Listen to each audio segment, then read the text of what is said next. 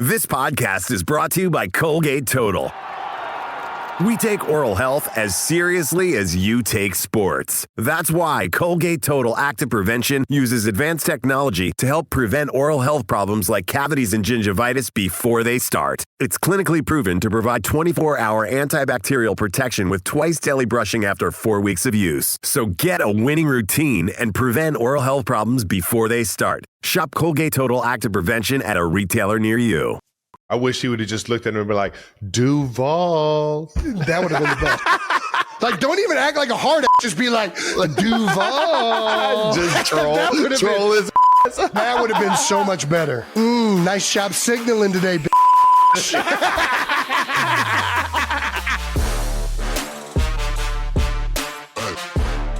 Welcome back to New Heights, ladies and gentlemen, boys and girls. A Wonder Show brought to you by Peloton. Get that exercise right there at the house, baby. You already know. We're your hosts. I'm Travis Kelsey. This is my big brother, Jason Kelsey, out of Cleveland Heights, Ohio. Cincinnati Bearcats, baby. Let's go. Let's go. Got the job done out there in Kansas, man. Crazy games. Shout out to Sorsby and the gang for finding a way to get a dub. Yeah, baby. And for all you 92%ers, new listeners, subscribe on YouTube, Wondery Plus, wherever you get your podcasts. Follow the show on all social media, and that's at New Heights Show with 1S for fun clips throughout the week. And Jason, why don't you tell the people what we got coming up? 92%ers, we've got another great episode. We're going to recap the Chiefs feeling 2-2 and why the offense was rolling against the Ravens. Rocking and a rolling, Eagles 4-0, undefeated, still kicking, still going strong.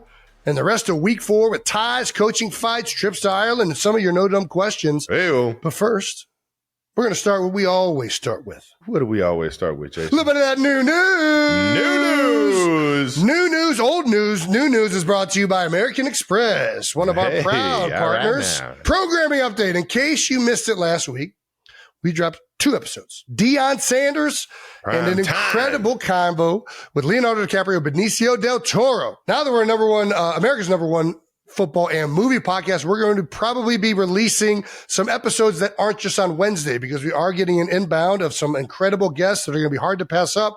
So there will be episodes coming out on Mondays, Fridays. So just, stay up to date with us on all the socials. Subscribe and follow on the YouTube channel so you know when some of these are coming out. We'll do our best anyway to let you guys know when these new episodes are coming out. And, how did you feel about the Benicio episode, Travis? You like it? Dude, it was so much fun. Lenny and Benny. Dude, guys are just one of a kind, aren't they? Even Coach Prime, man. You can't say enough about, what that guy has done for the entirety of sports and how his personality in the 90s has helped give guys like us platforms like this, and people actually want to know who we are off the field and shit like that. So, but the Leo and Benicio episodes, man, I always feel so dumb trying to ask them good questions, but it's at the end of it, it just felt like it was a fun hang with the guys, man. It was an awesome episode to record, which is the most important for us. Like, if we have fun doing it, that's the biggest thing. And like the fact that we were doing that with Leonardo DiCaprio and Benicio del Toro is fucking crazy. And it seems like people really enjoyed it, which makes it even better, right? Yeah. But I really enjoyed, the thing I enjoyed the most was reading comments like Leonardo DiCaprio this podcast is so beneath Leonardo DiCaprio's talent. And I'm like, I don't disagree with you one bit. It is 100% beneath Leonardo DiCaprio. We are not at all qualified to do this. So, at all, by any means. I really enjoyed listening to those where it was like, no shit. I don't know what you want me to tell you. Who you telling? Right. I'm still don't know how the fuck I got this. What kind of gig is this? I still play football for a living. Needless to say, it was awesome. And I'm very glad that people enjoyed it. 92%ers. Thank you so much for tuning in. Another bit of new news. Trav, got a birthday coming up, Bubba. Comes around every year if you're lucky. October 5th, baby. A little Sunday right before the game. A little birthday game action. What is Travis's stats on birthday games? I don't think we should look that up. Why not? Because I don't think they're very good.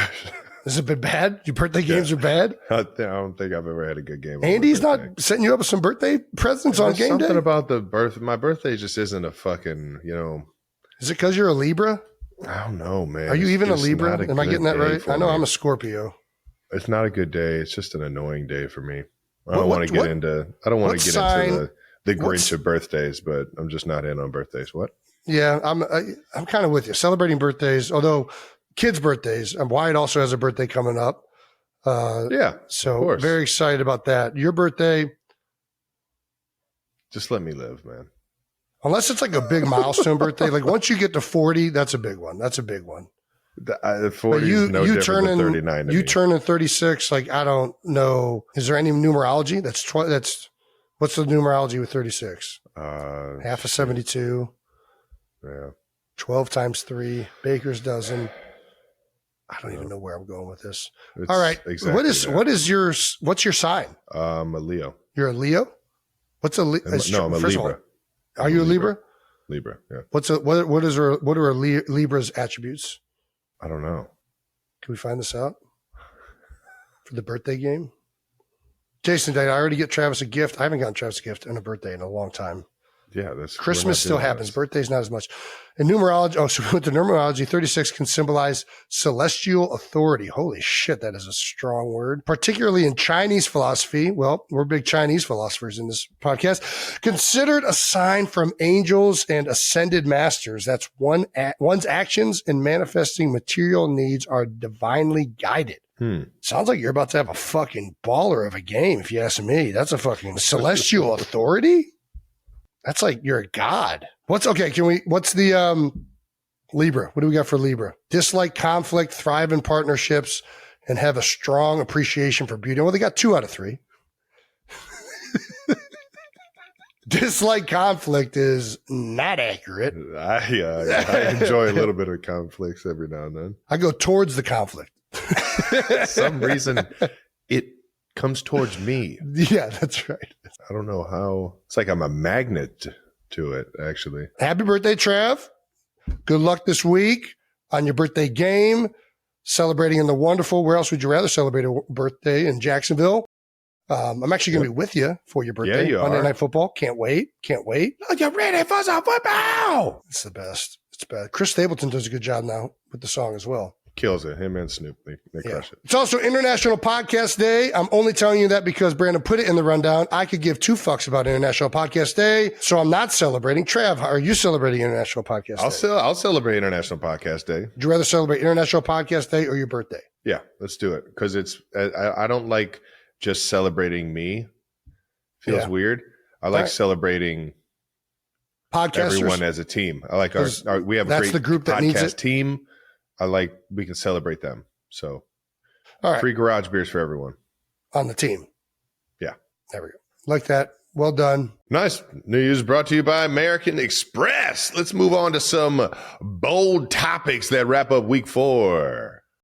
Bold Topics is brought to you by Hulu's Chad Powers. All right, now. Let's dig into some Chiefs-Ravens. Chiefs 37, Ravens 20.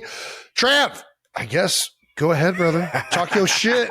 Talk your shit, pimp. The Chiefs are back. We just defended Arrowhead, baby. Arrowhead was fucking rocking on a nice 3 p.m. afternoon on Sunday. Felt good, man. It felt good. Sure the energy on the sideline was fucking electric.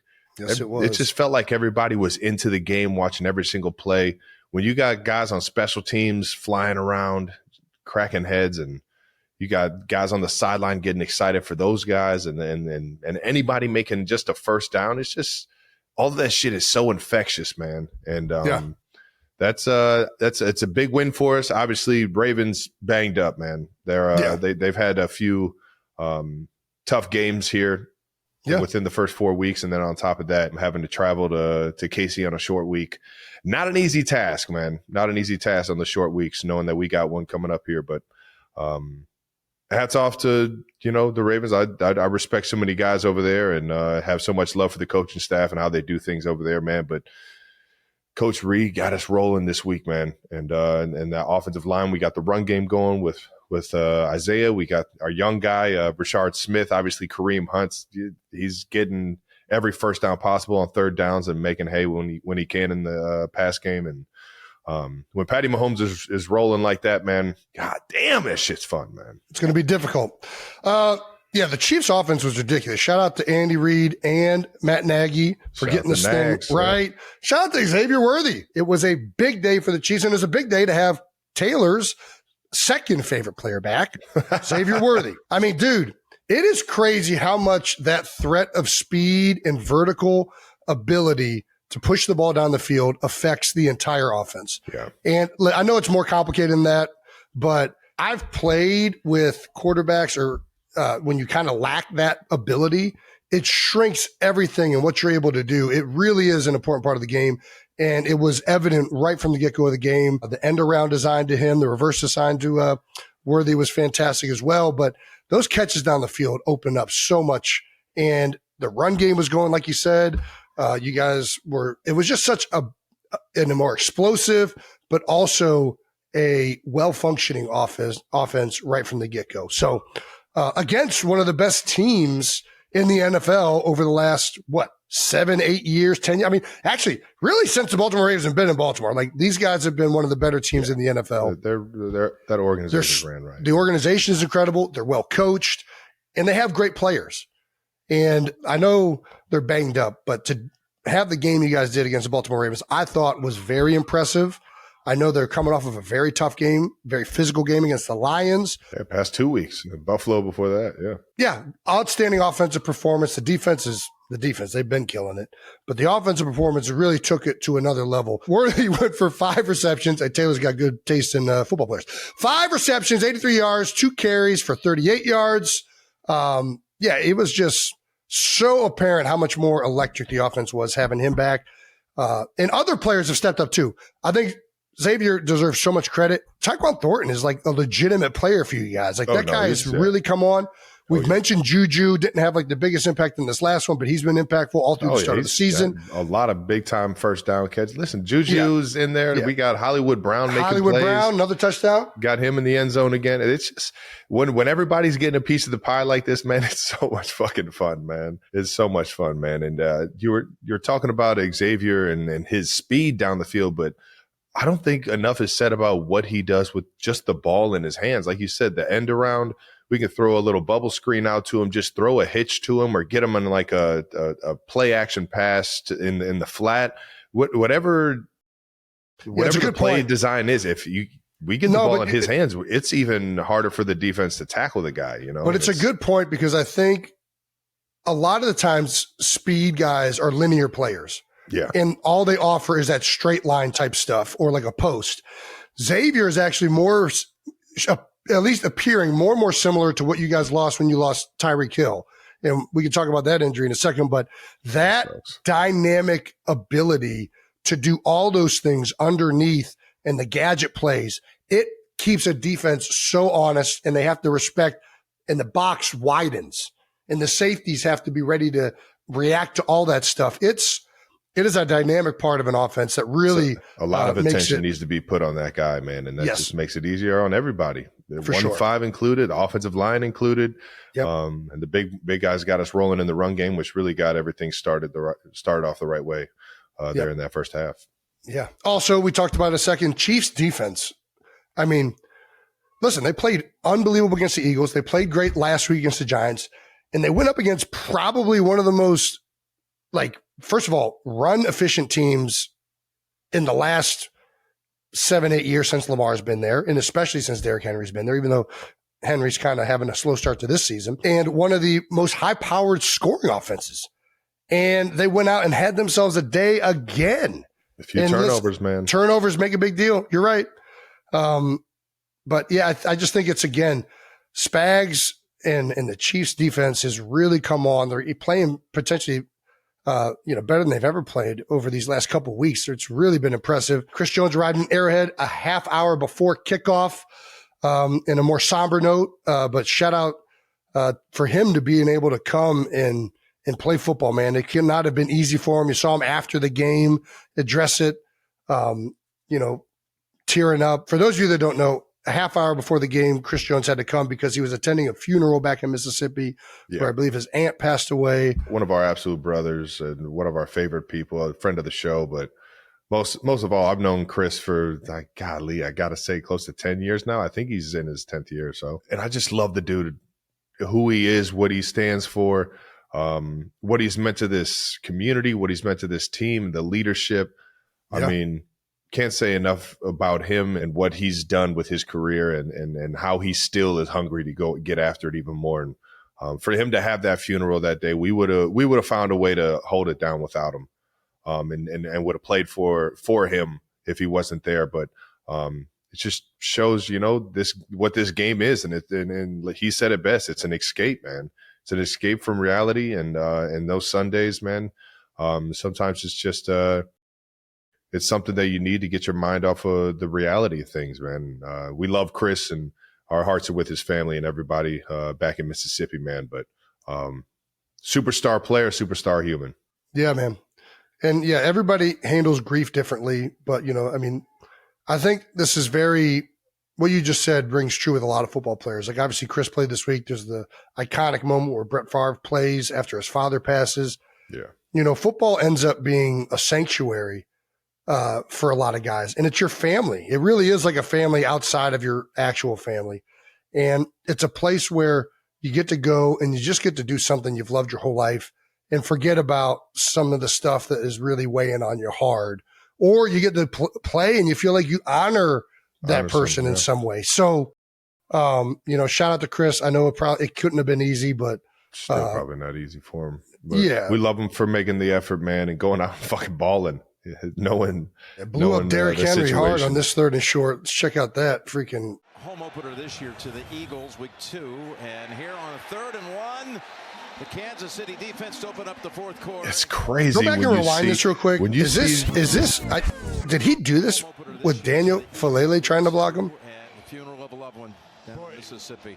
Our thoughts and prayers with him and his family. And boy, he just tossed. I think he tossed the right guard. Well, he probably got a little bit of foot traffic, Falele, but still, you know how big Falele is? Bro, this is what I'm saying, man. He is fucking enormous. Like one of the biggest human beings I've ever seen in my life. I mean, he's got to be close to 400 pounds. Dude, it's always funny. Me and Chris have some of the same like at least workout schedules. Like whenever I'm lifting weights, he's in there too. And I'm just like, man, I can't feel good about myself one fucking time in that goddamn weight room, man. Chris? Dude, no. Yeah. Chris is in there and I see what he's lifting versus what I'm lifting and like what he's doing versus what I'm just sitting there like, man, I'm just trying to fucking feel good about the fucking weight that I'm putting up and fucking getting after it. And it's like when he's lifting twice as much and Chris is getting after it like that in the weight room? Dude, what? What's he lifting? Look at you. You're all fired up, man. I want to know. I want to get in there with Chris. Dude, I tried to squat 500 pounds the other day. I went out and ran because I wanted to see if I could still run fast. And then I went in and made the mistake of trying to squat a bunch of weight after I did that. Try to put 500 pounds on the bar like I used to be able to. Yeah, I remember you telling me. I got folded like a fucking bitch. I was so upset. I just like. Did you? You said you were getting back in it. Oh, I'm gonna go prove to myself I can do it this week because I can't live with myself not thinking I can do that anymore. Leo Chanel, first interception of the season was sick. Yes, it was. I don't know how the fuck you made this play, dude. This dude Leo is a baller, man. John Cena, dude. Dun, dun, dun, dun. Are his hands soft like that? I mean, to be able to reach back in one hand, this thing. He's just an all-around athlete, man. The guy's just powerful, can run. Just a ball player, man. And you can't even like fault Lamar on. I mean, I guess Lamar could have put it a little bit further out in front, but like, dude, there is no way I'm throwing the ball to Mark Andrews and thinking Leo Chanel is going to come away with a one-handed interception like this. Like, I would never expect this to happen. And Leo, baller. Look at that play, dog. It's one of those, when you're on the bench and you see it happen, you just jump off the bench and fucking get so hyped, man. That stadium was rocking. Did he used to play DB? Man. Like when I'm going to say no. I'm going to say he at some point he might have played every position in football. I don't know. He's got that savviness to where you could probably put him anywhere you need. But I don't think people realize how hard it is to guard somebody in man-to-man coverage, be locked onto him, turn around and have the ball skills to make that play. Like that was absurd. Hell of a play. Crazy fucking play, especially early on. I think we had just kicked a field goal. They were up 7-3. So like we're looking for a defensive stop to get us back out there. And sure enough, Leo comes up with a huge fucking play. Only got 3 out of it, but nonetheless, put up some points and got a nice highlight out of it. No doubt. Yeah, for those of you wondering, it might be Fa'alele, or it's just Falele. 6'8", 370 pounds. Yeah, damn. He's a monster. I've stood next to the guy. It's eye-catchingly big. Big man. Big man. I bet the 370 is wrong, too. That's like a roster rate when you get so heavy that they start like going down. I'm serious. That dude is 400 pounds. You're not convincing me otherwise. That dude is he's a couple cheeseburgers away in the morning after he puts his like in some bottles of water, and then all of a sudden he's 400. There ain't no way. And then the one guy that we got to talk about is Patty Mahomes. No question about it. A lot has been made about not taking as many shots down the field, yada, yada. The big playability's gone. Is Pat Mahomes as good as he was? I love hearing the stuff that starts to go after like 4 or 5 games. Like, I don't know. If you look at a couple years now, he hasn't been the same. Like, I cannot wait. Worthy's back. I know you guys are getting Rasheed back in a couple games. This offense, I really feel like it's about to take off. Like, it's exciting to watch. And I can't wait to see Mahomes be like back to what everybody should be rightfully clarifying him as. So Mahomes became both the youngest at 30 years, 11 days old, and the fastest at 116 regular season games to pass for 250 touchdowns in a career. The other thing that was fun, Worthy was a big part of it, but Pat still found a way to spread it around. Like, there were so many guys that were touching that ball and making plays. And it's, we already talked about it. Yeah. Juju. We got a lot. It's some of those RPOs, man. I know a lot of people are like, I'm out on the RPOs here and there, but Pat, I think, had like 40, 50 yards at least alone on RPOs. And that's him being that Texas gunslinger out there, baby. Just out there throwing it from the hip, throwing it sidearm over the top of guys, around guys. And really forcing the defense to have to make the decision. Are we going to fucking defend the pass, or are we going to have to get in here inside the box and really get after the run? And that puts a strain on the defense. And that's why they work so well. Obviously our under center runs, we love those too, because we love to play action off of those, or at least I do. But at the same time, it's like, man, what Pat Mahomes does best is he sees the field and he finds ways to get the ball to guys. In those RPOs, man. And, here's what happened. I hate when people make blanket statements like, "Oh, RPOs aren't as good anymore." It's like insane. It all fucking works. You just got to protect it. Like, yeah, if you come out and every time you're in a fucking 2x2 set on first and second down, and the back is to the receivers right there, and you run an RPO, yeah, no shit, it's not going to work because the defense knows what you're about to do, right? But if you go and do these things out of unique formations, or you do other things like sluggos off of them and things that exploit players cheating RPOs, like, you're still going to be just fine, all right? There's no question they have a place in it. So does play action under center. Don't get me started. I'm fucking dude. I love a good balanced attack on it all, man. Here's what it all comes down to. It's all like what is it? Sun Tzu's Art of War. Like, dude, know your enemy and make sure your enemy doesn't know you. That's pretty much it. And know the terrain. That's to be successful in battle. Know the terrain. You got to know the terrain. What kind of cleats you're going to wear? What's the weather that's going to happen? Where are we at? Right? Know your enemy. Right? Yep. Know what they do well, what they do out of their formations. How do we stop them? And what do we want to exploit on their defense? And then don't be predictable. Anyways, I don't even know what the fuck started that rant. Travis, is the version of the Chiefs what you expected for them coming into the season?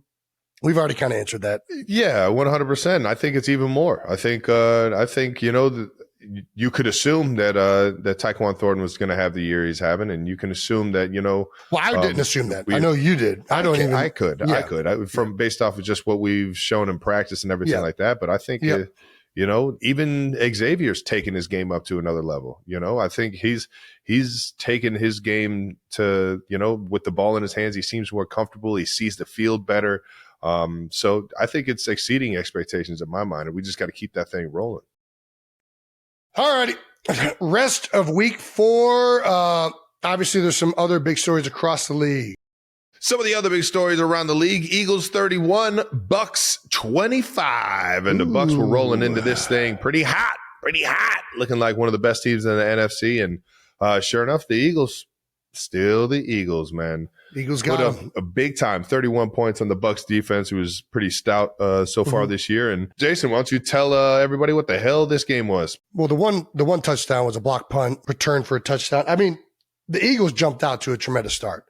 They got the block punt early. There was an interception. The turnovers, again, were in the favor of the Eagles. In the first half, the offense, I think, scored on their first 4 possessions, if I have that right. So got out to a really fast start in Tampa, which is always important on the road. But they struggled in the second half. And this is the way the offense has kind of been this year, where first half against the Cowboys to start the season, they get out to a great start and are really functioning well, really up until that lightning delay. Then they do a second half against the Rams, all of a sudden strike fire and have an amazing comeback win at home against LA. And then this past week, first half is great. The offense is functioning really good, and then it kind of stalls out.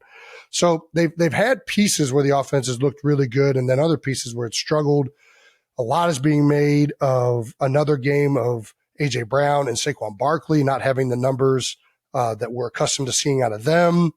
So listen, it's probably the most scrutinized 4-0 team that I've potentially ever seen. And a part of that is like, I know a few of them. All right, that's fair. But usually that happens they're when getting some heat though, because they won the Super Bowl, you know, that's right. That was about you beat me to it. Their stars aren't, you know, having the 100-yard touchdown games that they would hope that, you know, their contracts would emulate. And it's just, it's silly. 4-0. Are you kidding me? That's my thing. Like, listen, I get that the expectations are higher. And listen, they need to fix things on offense. There's no question about that. But I don't think that we should lose sight of the fact that we have a fucking great team in Philadelphia that is 4-0, has beaten some really good teams, right? And we should be very happy with that. And we have to at least understand, yes, they need to get better on offense. But the bottom line is we have a really good team in Philadelphia. We should be fired up to watch these guys play every single week and happy and excited about that. I know I am. So a lot has been made about A.J. Brown struggling to get the ball. What can we do to get him the ball? Because he's a good player. He should be getting the ball. A lot of people are making out about this tweet that was cryptic in some ways. I mean, it's not really that cryptic if you really think about it. If you're, it is what it is. If you're not welcomed, not listened to, quietly withdraw. Don't make a scene. Shrug your shoulders and be on your way. You're 4-0, boss. Come on, man. I don't think this is where you and I disagree a little bit a couple weeks ago. I don't think it's unfathomable that a player of A.J. Brown's caliber, I think that he should be upset that he is not being utilized in this offense. I think that is a normal feeling, and I think he should feel comfortable explicitly saying that to the coaches and players within that locker room. I do. I don't think that that's like a dick move, a selfish move.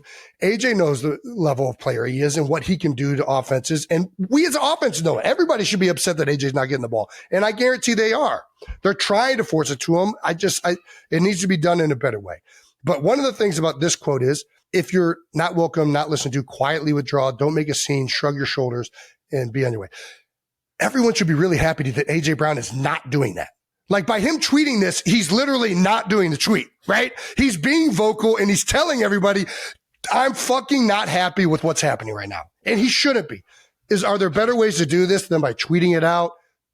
Potentially. To each his own. I don't think it's as simple as just throw the ball to A.J. Brown more. I think that's not how this thing works in the NFL. Like, it involves everybody. Like, A.J. Brown can do better. Jalen Hurts can, I'm sure, get the ball to him more in other situations. And the coaches can do a better job of trying really hard to make this player happy and make him be a weapon. Like, we shouldn't be just getting him the ball to make him happy. We should be getting him the ball because he's a fucking baller. Like, it's not even about making AJ happy. We should be getting him the ball. Go deep, AJ. It's just like, no, like what? Well, I'm just saying. And more. No, I hear you. It's not about getting him the ball to make him happy. It's about getting him the ball because to be the best offense we can be, we need to get him the ball. And the same thing goes with Saquon Barkley. It's been good at times in Philadelphia, and in certain halves, the offense has functioned really well. Oh, yeah. It needs to be better. And I'm sure that those guys are hard at work this week. They're very happy to be 4-0. Nick Sirianni's done a great job leading these guys to this point. Defense is playing really well. Offense has been hit or miss at times, but they still have great players. And I got to think they're going to find a way to make A.J. Brown get him his touches. They have to. If they want to be the best version of the Philadelphia Eagles they can be, it's going to involve A.J. Brown getting his touches and Saquon Barkley becoming an integral part of this offense in the run game and in the pass game. Yeah. Like, that's the thing with receiver. We talk about it all the time, and I always almost have the receivers back now, especially as I've gotten older. Dude, back to your days playing receiver. I think about that often. I really do. Receiver is the most frustrating position on the field. It really is. It is. Because everything else is reliant on you making a play. Like, yes. No, you're relying on everything else is what I mean. You can run. So. Yeah, I think that. Like, you're not only relying on the play you call, got to do your job. You got to run a great route and get open. To block the quarterback to put it somewhere in the right vicinity. Yeah. I hear what you're saying. Yes. It's a frustrating ass position at times. It's frustrating for AJ right now, clearly, because he's going to social media to let everybody know how frustrated he is. And where I show my frustration is when we're not rolling as an offense. And I think it's frustration. It's the desire to get it fixed. Yep. It's also really hard for me to get mad when we're winning. I think I don't find that energy or that feeling in me if we're winning, if we're having success, if we're putting up points, if we're winning football games. So I think the biggest thing for, that desire to want to be a part of the game more, it just comes to practices. It comes to, that relationship I got with the quarterback. I feel like whenever I was searching for more opportunities in a game, I would just, after every single rep in practice, after every single, conversation in the meeting rooms about a certain play, I'd go up to Pat or go up to the coaches and make sure they know that I'm on the same page as them in some form or fashion, and I think that's always a better option in my mind. Well, I can't say that I've never gotten frustrated and clammed up lashed out and done something to make sure everyone knows this is how I feel about it. We all love the fucking game. We all want to fucking win, and we all want to have fun doing it. And as a pass catcher, having that ball in your hands is the most fun thing you can fucking do in the NFL. And I'm glad you brought up going to the coaches, going to the quarterback, because communication is always the answer. Like, that's the only way it's going to get better. And that should work. I expect it to work. Even if it doesn't, though, at least you're trying to make it better. If you just walk away, if you just get so frustrated that you're not even going to talk to it, it's never going to get better. Yeah. It's only going to get worse. So, I know the frustration is there, but that can't be the answer. And I know AJ knows that. And I know that he was just frustrated. Listen, him tweeting that out, it puts some added pressure now on the Eagles coaching staff and on Jalen to make sure he gets touches in this next game. It just does. And it puts it on him, baby. It does. Oh, yeah, that's a good point. You got to go out there and go to work, brother. Oh, man. Wonderful, wonderful. Love talking about that stuff when you're 4-0. Dude. To me, the fact that we're 4-0 and we still haven't even had our best players involved in the offense. They're looking up, baby. Brother, look what happened with the Chiefs. The Chiefs have struggled on offense. All of a sudden, they got that figured out, and they blew the fucking brakes off of the Ravens, one of the best teams in the league over the past, decade. So to me, I'm optimistic as a motherfucker right now, but we do got to get it fixed. There's no question about that. Yeah, and I got to catch the ball. One guy that isn't frustrated right now is Jalen Carter. Jalen Carter comes out and said, I'd rather have a bad game with a dub than 6 sacks with a loss. I'd rather play as a team and we eat off each other, man. I get that. Yeah. How about this? I want 6 sacks and a win. That's what I want when I'm a fucking baller-ass defensive end. That's what I want. I get what he's saying. I get what he's saying. I don't think it's that simple. If you're a great player in this league, you want to affect the game, especially if you're paid to be the guy. All eyes are looking at you to get those opportunities. That's the biggest thing. I get what he's saying. I really do. And I think that's the right mentality that the team should be spreading. And that's the right mentality as a player in the league.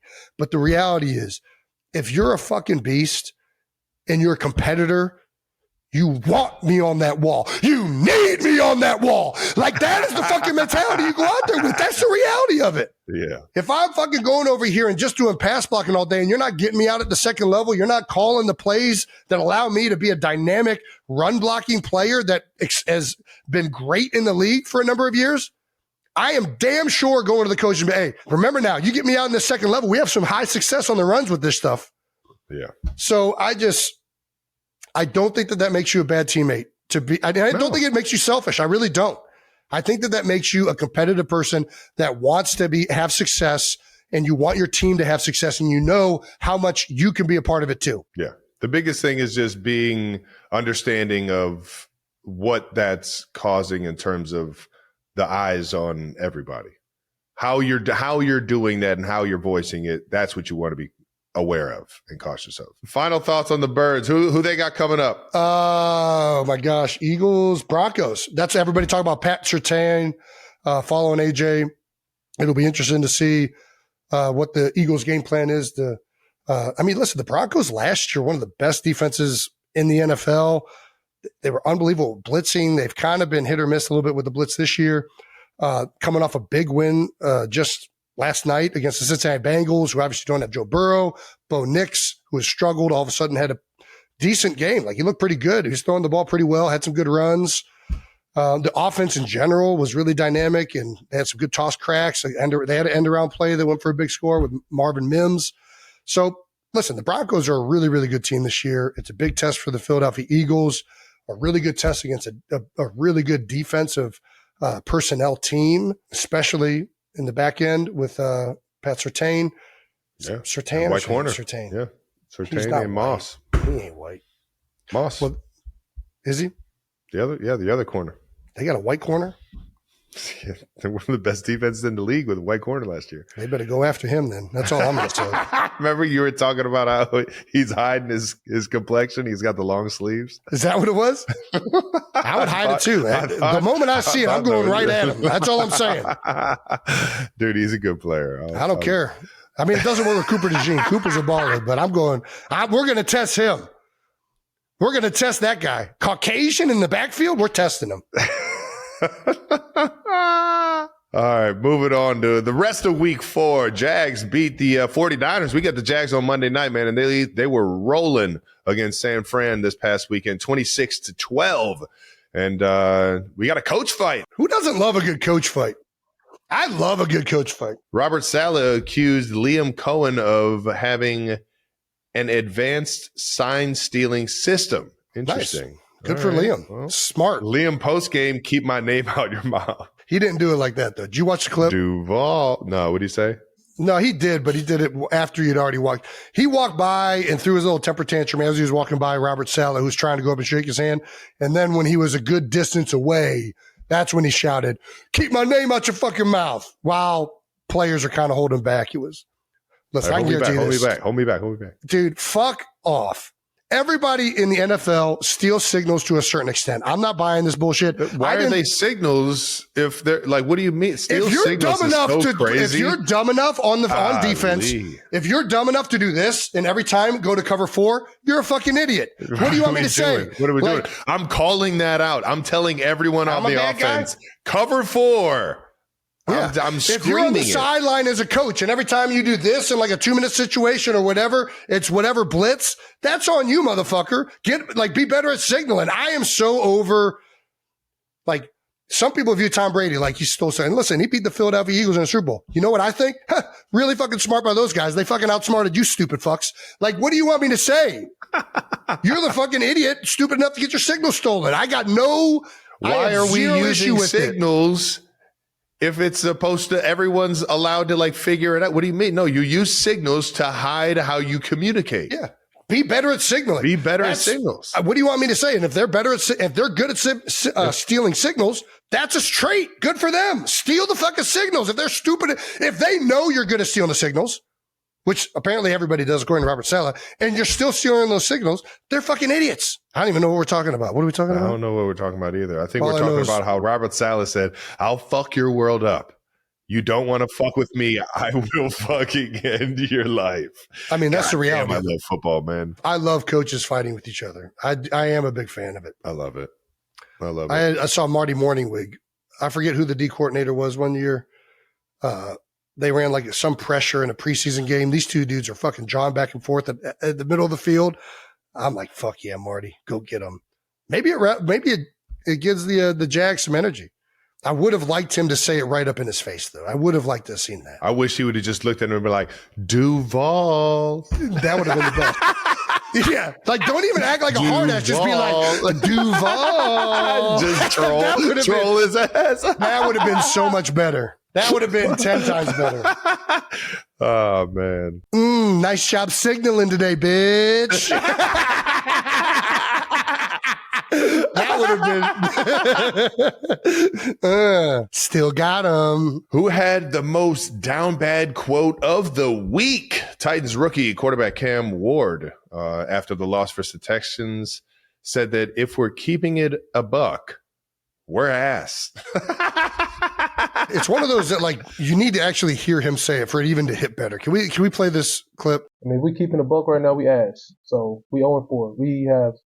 At this point, we got nothing to lose. We dropped a quarter of our fucking games, and we've yet to do anything. So we have to lock in, especially myself. On the offensive line, from the defensive line, from the special teams, to all three faces, we have to play together. We have not played together this year yet. And that's just something that, we want to preach about it every day. Every day we got to do better. And we're doing that, but it has to show up on Sundays. It hasn't showed up yet, but it got to show up next week. I love it. What, man? I think it's fucking love great. it out of the young guy, man. It's fantastic. I've only seen quote. a few social clips of hearing him talk, but if that's how you're talking about the team and the frustrations and moving forward, how to get it, man, fucking took ownership. Let's do it, dude. Let's go. Talked about him not living up to the standard and then saying that the team needs to live up to it.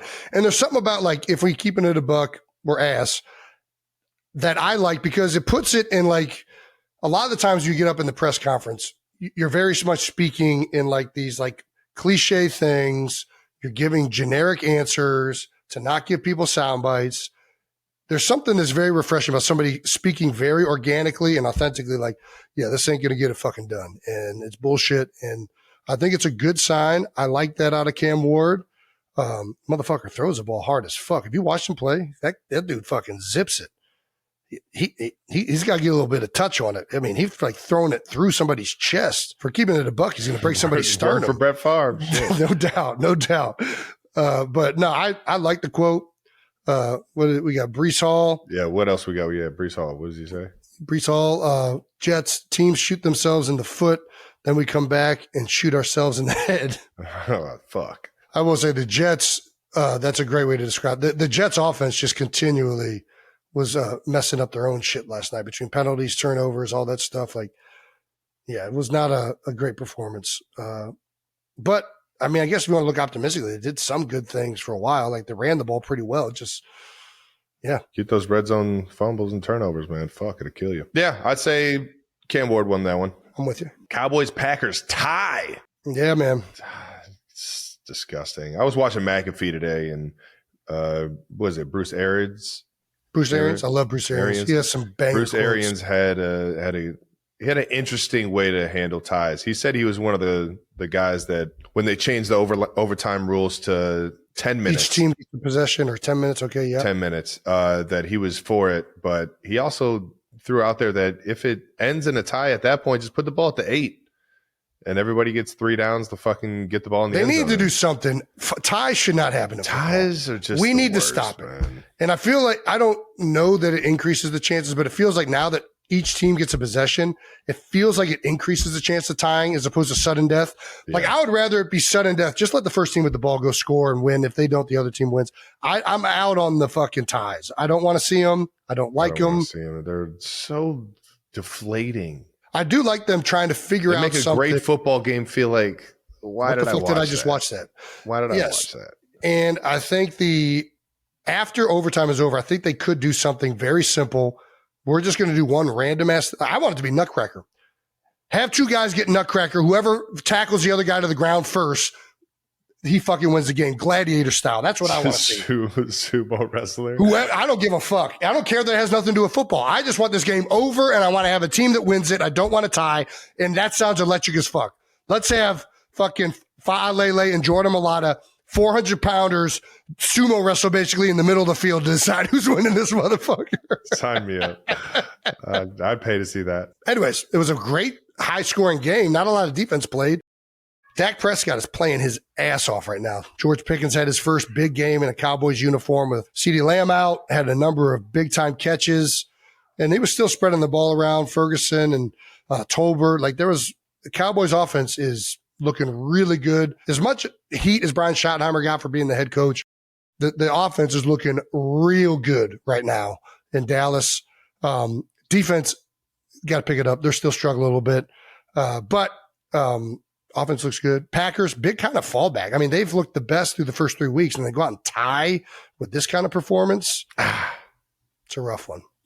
Lose last week against Cleveland. Any given Sunday, baby. Dude, that's the way the season's been. That's the NFL. This is why I the kind of NFL hate forever, dude. Well, it's also why I kind of hate the first quarter of the season, because there's so much changes through the first 4 games. Like the first week, everybody's like, Detroit sucks. And then they're beating the fuck out of everybody the last 3 weeks. And then the next week, it's like, fucking the Chiefs don't got it anymore. Pat Mahomes, he's not even a top 10 quarterback anymore. And then they go out and do this. Okay, fuck, looks like they're back to a Super Bowl. Fucking, it's just like, what the fuck are we even talking about? And I got to go up there on the TV and be like, oh yeah, they can't do it with Ben Johnson. And I'm like, yeah, I'm a fucking idiot. Jared Goff looks fucking fantastic. Dude, it's fucking, the first 4 games is like, I mean, how you can't, like, I'm like, oh yeah, Green Bay's a Super Bowl contender. Damn, okay, they just got fucking, yeah. So, dude, that's the beauty of the NFL, man. Yeah, anybody can go down and anybody can find a way, man. You get schemed up in a fucking heartbeat in this goddamn league, man. Dude, Jerry Jones had a great quote. Did you read this? Why isn't his quote it's there. It says it was if a tie is he was asked by a reporter if a tie is like kissing your sister, and he said, I've never kissed my sister, so how's it taste? It's a great comment. Because who's kissed their sister? How do they know? Nobody should know what that Shouldn't know what that is. I think it's actually illegal. Well, is kissing illegal or is it just fornication? All right, moving on. That does it for Bold Topics. Brought to you by Hulu's Chad Powers. Out of the house, brought to you by WhatsApp. How about it, man? The international way to communicate. Yeah, man. Well, it also, it stays on your phone. That's one of the nice things about WhatsApp. Yeah. Like no matter what phone you get or whatever, you just re-download the app, log in, and you get all your conversations and stuff. Yeah. Which is it's a nice little perk. Very European. Let's shout out to WhatsApp. Trying to expand. Clearly trying to expand into the U.S. Yeah. Well, the NFL is expanding into Ireland. Dude. Now that the Steelers and Vikings have had a game out there. Jason had the pleasure of going out there and having a few Guinnesses. Oh, yeah. And some garage beers. We had some garage beers out there, too. Ah, all right now. I saw you snuck some out there. Yeah, hell yeah.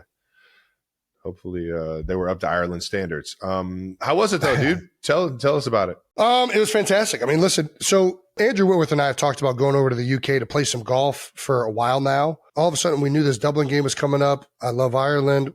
And we were kind of chopping it up like, hey, what if we go to Ireland, play some golf, and then go to the game and just have fun for a week, right?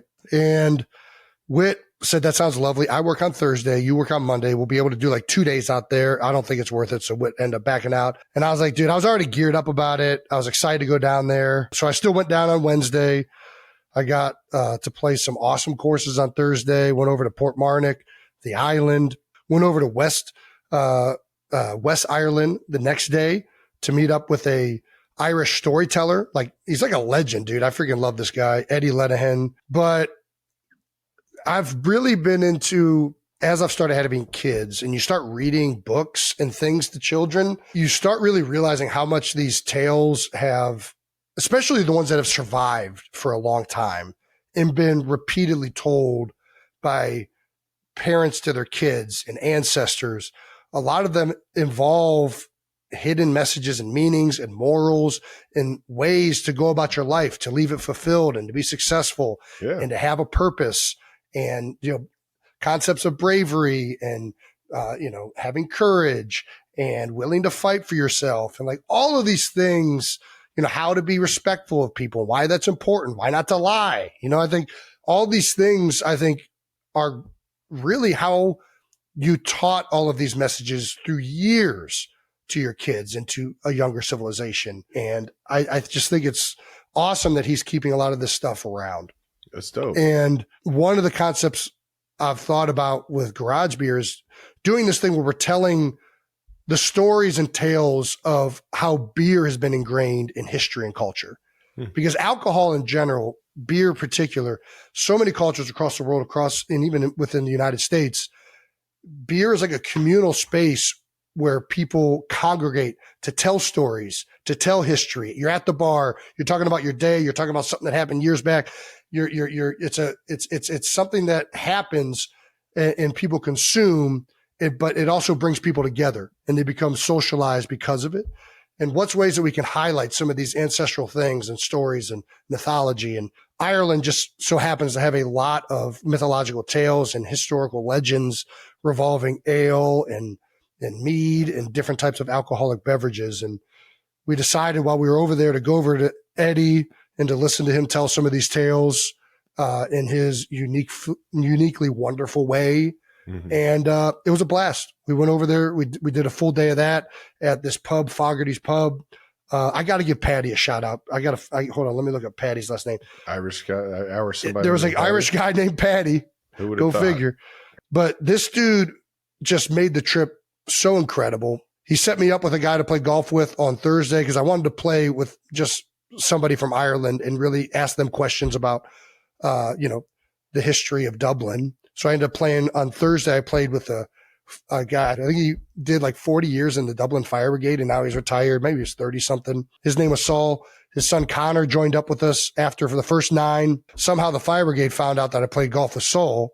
And he's like, hey, invite him down to the firehouse. So I ended up going down to the firehouse. They put me in the bucket on the truck.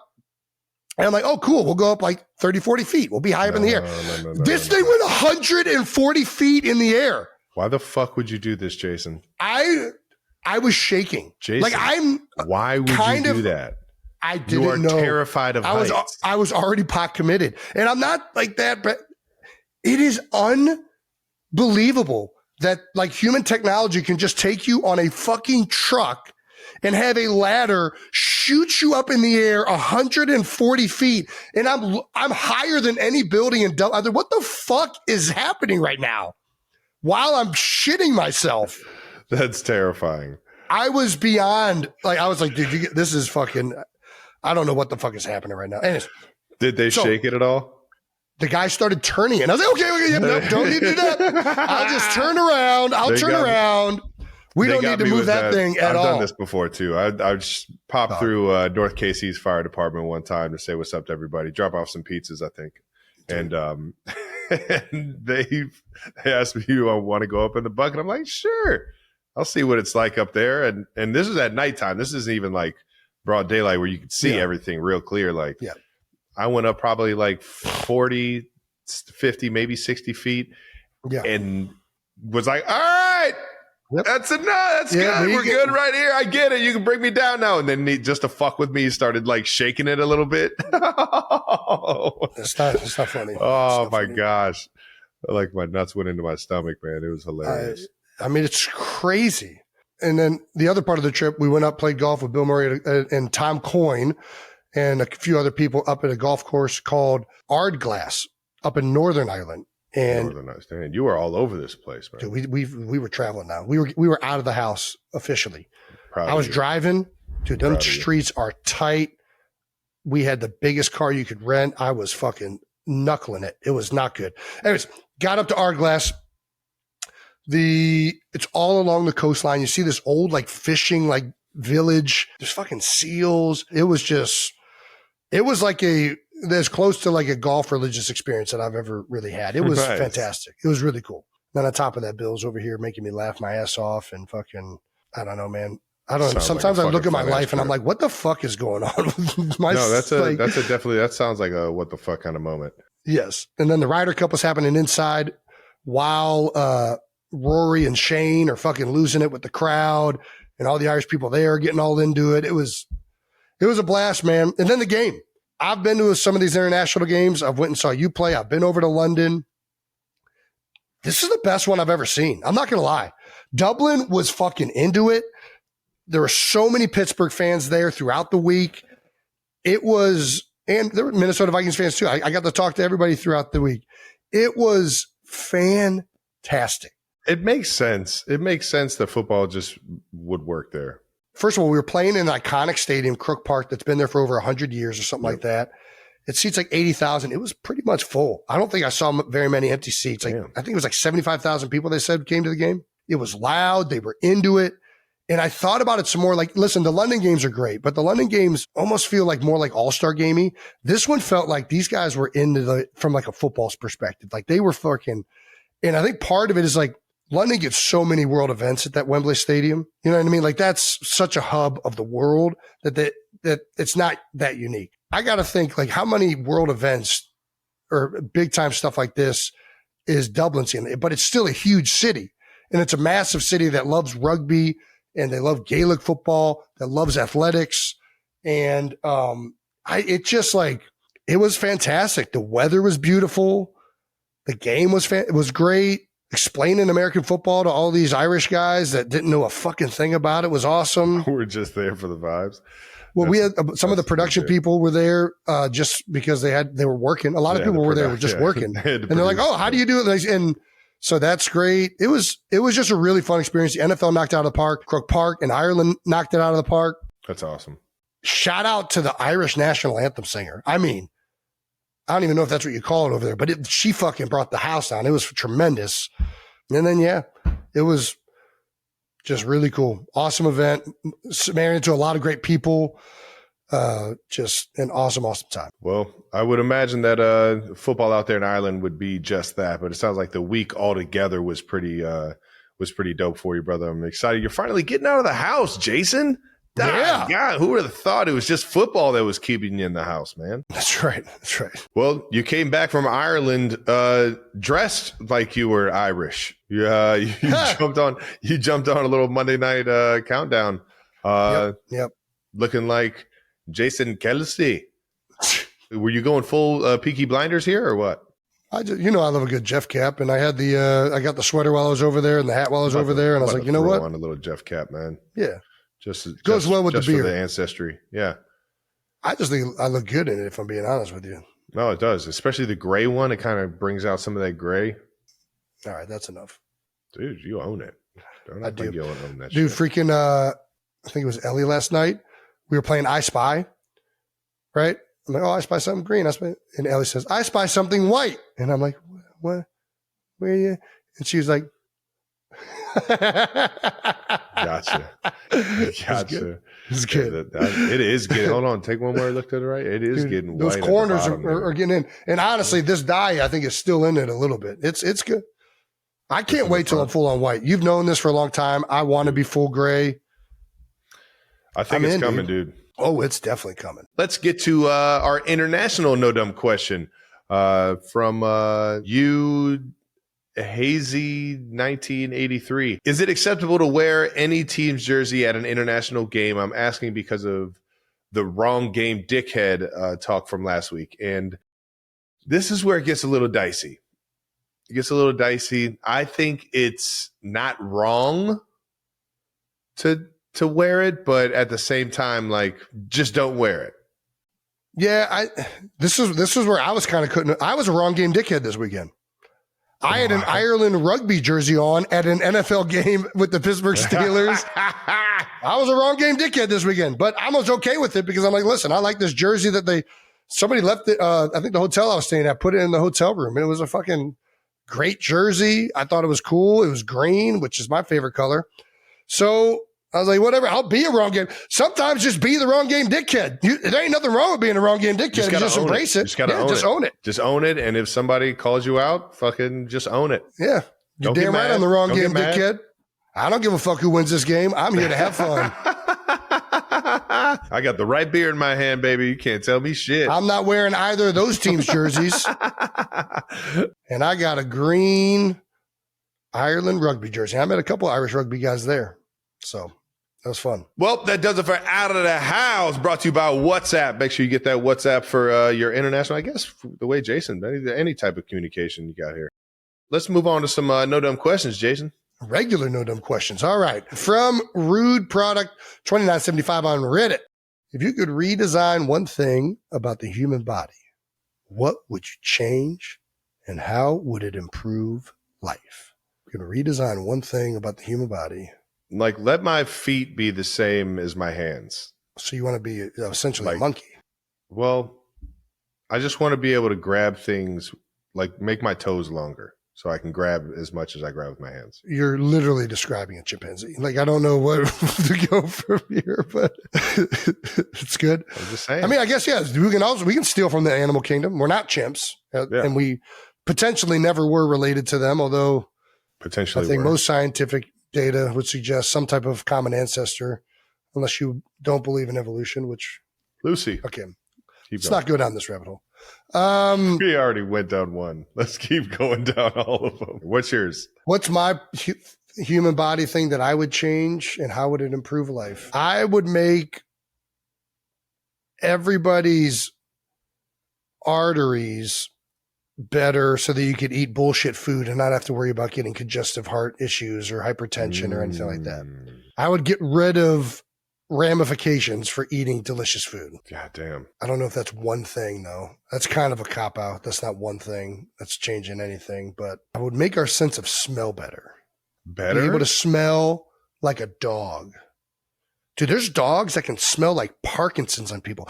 Tampa, there's a fucking crazy dude. There's a crazy like Malcolm Gladwell. I swear to God, there's like a crazy Malcolm Gladwell thing where he talks about, like, it was an episode in Revisionist History where he talks about you can see the dog now, where dogs' sense of smell is so strong they can smell diseases and illnesses and things on people that not even like human technology can detect at certain times. Like, even before there was a COVID test to be able to text if you had COVID, dogs could actually do it at a higher rate. And even once they had the test, like, dogs were a higher percentage chance of knowing whether you had COVID or not. And they could smell it on you, which is just like, I think that'd be dope. And I think it would make human beings a lot better. Stamp of the week. Stampity stamps. I'm going that big Bama left tackle, man. I saw this Alabama 6'7", 366-pound left tackle, or I would assume tackle. Can somebody play this clip? Caden Proctor taking a bubble screen and running through. Oh, shit. He was just lined up out there. Yeah, they went a little. Oh, my God. So he was eligible. Yeah. Can you go back to the first beginning of it?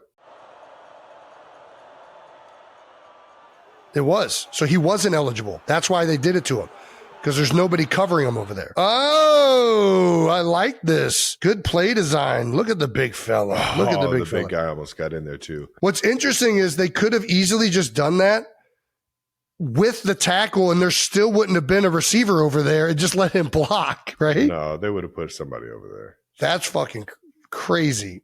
So who was playing left tackle for that? A tight end? No, I think he was extra O-line. I could be wrong, though. I don't know. It does look like those tackles are still big. Their left tackle, though, doesn't block. All right, either way, yeah, that's an electric-ass play. See, this is when I can watch college football. When they're doing shit like this, I'm in. Stamp of the Week Fan Edition. Tush Push Wedding Stance. Let's take a look at that. Nice. Electric. Do they snap it? Oh, yeah. The only way this would have been better is if the bridesmaids would have tried to stop them. Now that would have been an electric entrance to a wedding. That would have been a bang. Just complete carnage. Oh, man. Almost as bad as the Craig Carey wedding. Oh, God. Let's not bring that up. Elaine for keeping up the New Heights swear jar. You know what? We got to stamp Elaine. Can we finally do something for fucking charity revolving this goddamn swear jar? What do you want to fucking do for it? What is correlative to swearing that would be fun to be like charitable over? We donate to etiquette classes. Are there any charities around etiquette? Yeah, we send some kids to etiquette school. We fund like a bookmobile so kids can learn other words. Yes. Like a reading drive is what we should do. So like reading drive's good. It's too late for us. You kids save yourselves and learn other words. We're fucked. You guys need to improve your vocabulary. It's fucking over for us. We can donate dictionaries. We can donate the New Heights dictionaries to schools around the country. The New Heights bookmobile, driven by Jets Jake. Should we ask the 92%ers what they think? I think we have. I think we just got it. Listen, I'm all for democracy, but I think we nailed it. A center for kids who can't the New Heights read Center really for well. Kids who can't speak good. All right, that wraps up another episode of New Heights. Make sure you're subscribed to the New Heights channel on YouTube and follow the New Heights channel in the Wondery app or wherever you get your podcasts. You can listen to new episodes of New Heights ad-free right now by joining Wondery Plus in the Wondery app or on Apple Podcasts. Once again, New Heights of Wonder show brought to you by Peloton. That's right. See how you match up to everybody else and their biking quest over at Peloton. And follow the show on all social media at New Heights Show with one S for fun clips throughout the week. And thank you to our production, the New Heights production team, for always making us look good and deleting out all the bad things that would get us to never be able to do this ever again. 92%ers, appreciate you guys for tuning in. We'll see you guys next week after a little Monday Night Football.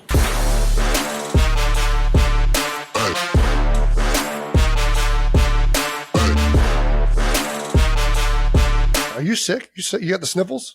I've had them since the weather's been, it's been like getting cold and hot and then cold and hot. Now it's hot again. It was 90 degrees out there this past weekend, man.